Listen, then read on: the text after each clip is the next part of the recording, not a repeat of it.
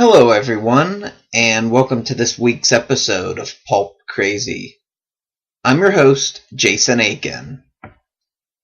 In this week's episode, I'm going to be discussing Tarzan and the Gods of Opar, Part 2, written and illustrated by Mike Grell.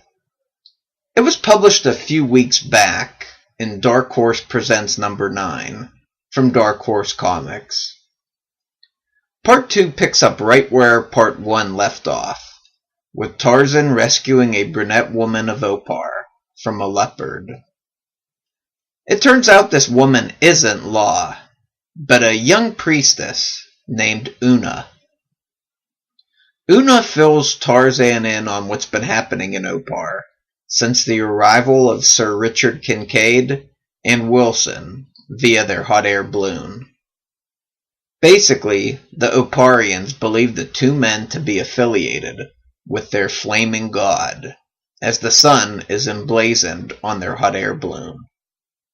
Add this to the fact that Kincaid used a flare gun on one of the citizens, setting him aflame, and it's easy to see how the Oparians are associating these two invaders with their deity.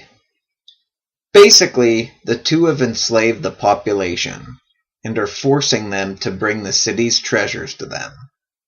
It seems that Wilson had his sights set on Oona, hence her need to escape.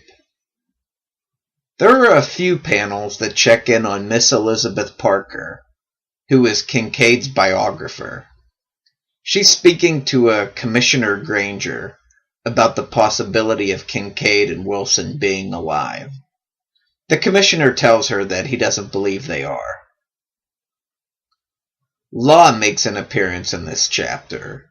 She's in the throne room where Kincaid and Wilson are holding court.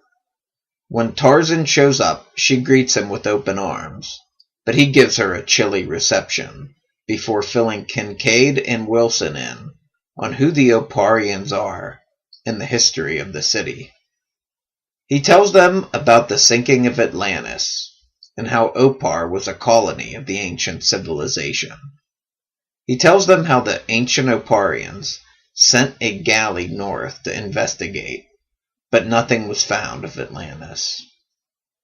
He warns them about the risk of their hearts being cut out on the altar of the Oparian sun god, and orders them to return to civilization with him.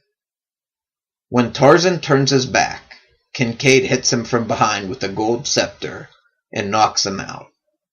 Here's where the chapter ends. Overall, I thought this was damn good. I'm loving Mike Grell on Tarzan, and I'd buy Dark Horse Presents every month if he had a Tarzan story in it. He accomplishes a lot here, in less than 10 pages. He's really in top form in this issue. There's a nice action scene at the start with Tarzan slaying the leopard and delivering his victory cry. He also did a great job with the Oparian interior and flashback scenes. I really love his depiction of the beastmen of Opar and Opar's priestesses. It's going to be interesting to see how he finishes this up next month. I'm curious to see if Miss Elizabeth Parker will have a larger role to play. There's not much time left, though. I imagine Tarzan will triumph against Kincaid and Parker, free Opar, and return to report to Miss Parker what happened while he was gone, asking her to keep it out of her book. Well, that's it for this week's episode, but be sure to check back here next week. I've got another Opar-themed episode lined up, and it's going to be a lot of fun. Pulp Crazy is located at pulpcrazy.com. I'm at Pulp Crazy on Twitter and facebook.com/pulpcrazy. My YouTube channel is located at youtube.com/pulpcast. You can also email me at pulpcrazy@gmail.com.